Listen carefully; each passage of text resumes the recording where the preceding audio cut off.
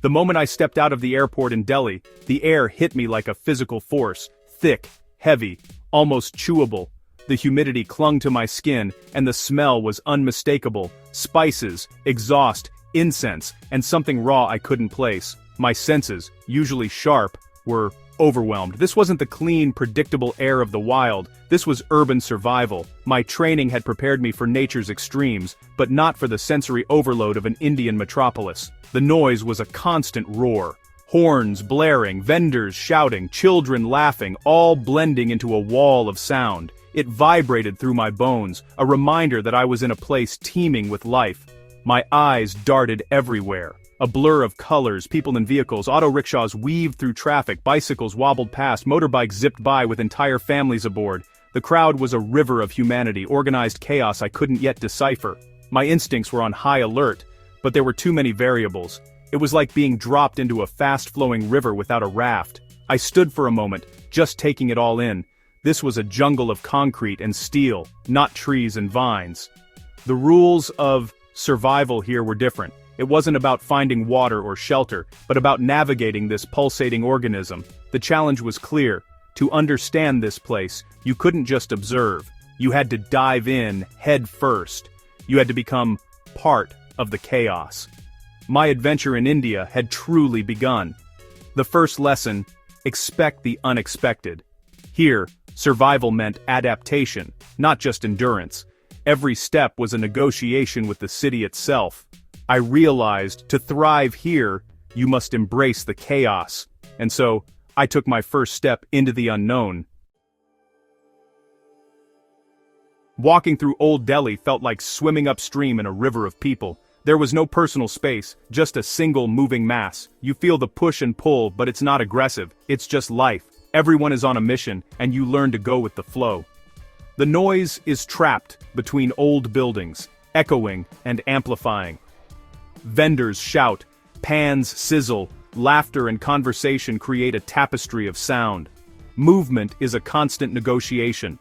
Handcarts, motorbikes, children darting through the crowd. It's a dance, and you have to learn the steps quickly.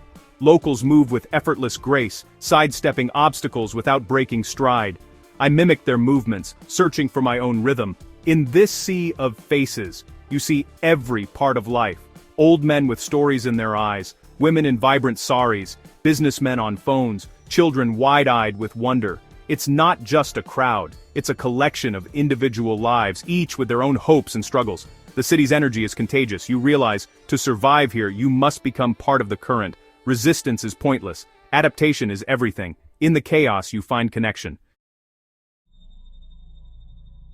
The streets were raw and unfiltered, dirt, grime, and rubbish piled high. Stray dogs and sacred cows foraged side by side, part of a living ecosystem. The smell was pungent, a mix of decay and life. Open drains ran along the streets. You learned quickly to watch your step. Yet, life continued with remarkable normalcy. Vendors sold samosas beside open drains. Children played cricket in dusty alleys. Sanitation was different from what I knew. Waste was out in the open, not hidden away.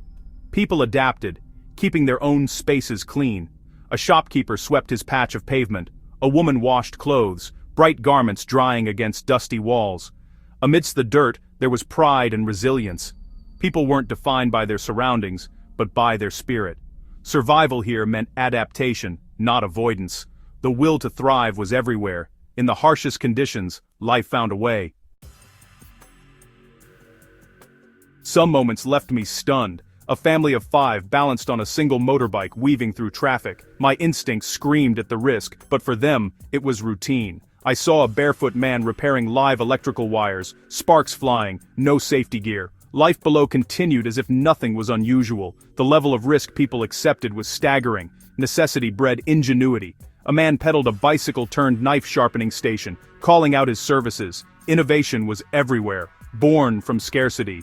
These moments weren't about judgment, but about recalibrating my understanding. My worldview, shaped by comfort and safety nets, was being challenged. India forced me to confront a reality where resilience was pushed to the limit. The shock was a sign I was learning. Discomfort became growth.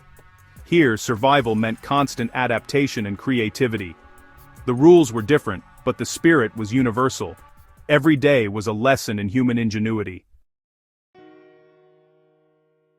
The shock comes from the contrast to the world I know: order, regulation, predictability. In the West, traffic flows in lanes, rubbish is hidden, safety codes abound. We live in a sanitized bubble, shielded from life's messiness. India operates on improvisation and adaptation. When systems fail, people create their own. Crossing the street isn't about waiting for a signal, it's about confidence and mutual understanding. The chaos feels overwhelming because it's so different from rigid order. But there's a logic to it, a fluid, organic system. It's not about which way is better, but about understanding different approaches to life. India's chaos is a symptom of energy and growth. It forces you to confront realities far removed from comfort. Once you see the unwritten rules, the chaos makes sense. It's a different kind of order, one that's alive and constantly evolving. The experience is jarring, but it opens your eyes. India hits hard because it's real, raw, and unfiltered. What amazed me most was how life flourished in these conditions.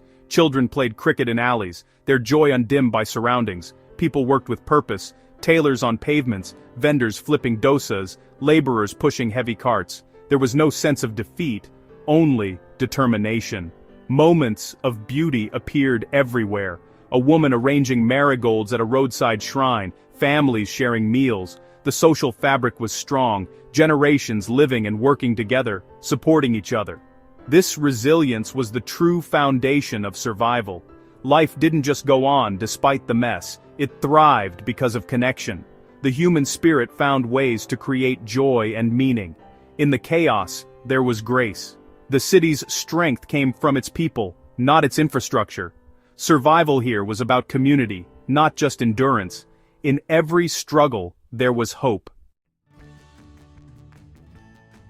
Beneath the chaos, there's a vibrant energy, a life force that never stops. The streets are alive day and night, markets buzzing long after dark. People hustle, strive, and create opportunities where none exist. The city never truly sleeps, it just pauses before the next surge. This energy is fueled by ambition, dedication, and relentless drive. If there isn't a job, people invent one. If a tool breaks, they fix it. The spirit of Jugaad, clever innovation, is everywhere. It's not just survival, it's art. The chaos is a symphony of resilience, played out daily. In the West, it's easy to become complacent. Here, you're reminded of the human drive to overcome and build. The noise isn't a sign of failure, it's the sound of a billion people striving. It's the sound of life, intense and concentrated. This energy is infectious, it makes you feel more alive. In India, resilience is a way of life. The chaos has its own logic, a self-organizing system, like an ant colony. From the outside, it looks frantic, but every person follows unwritten rules. Traffic flows through constant negotiation, horns, hand signals, eye contact. Markets thrive on personal relationships and trust. This human element makes the system flexible and adaptable. Rapid urbanization strains infrastructure, but people cope with resilience. Blaming the system is too simple. It's a web of history, society, and economics. People manage because they must, developing coping mechanisms outsiders can barely grasp. I realized I was applying my logic to a different world. The instructions here are unwritten, passed down through generations. The machine works because people are masters of improvisation. Complexity is navigated with skill, not rigidity. The chaos works because the people make it work. India taught me survival isn't just about enduring hardship, it's about finding joy, purpose, and community within it. The human spirit is adaptable, creative, and resilient. People here don't just survive, they live with vibrancy and intensity. Order can be fluid and self-organizing, not just rigid and predictable. The experience challenged my definitions and broadened my perspective. Humility replaced judgment. I saw strength and wisdom beyond material wealth. People here master the art of living with uncertainty and finding happiness in small things. Their deep connections to culture, faith, and family are their true wealth. India showed me the world's complexity and beauty. You can't understand it from afar. You have to feel it. Let the chaos wash over you, and you'll discover the resilience of the human spirit. It was a survival mission for the soul, and I emerged changed forever.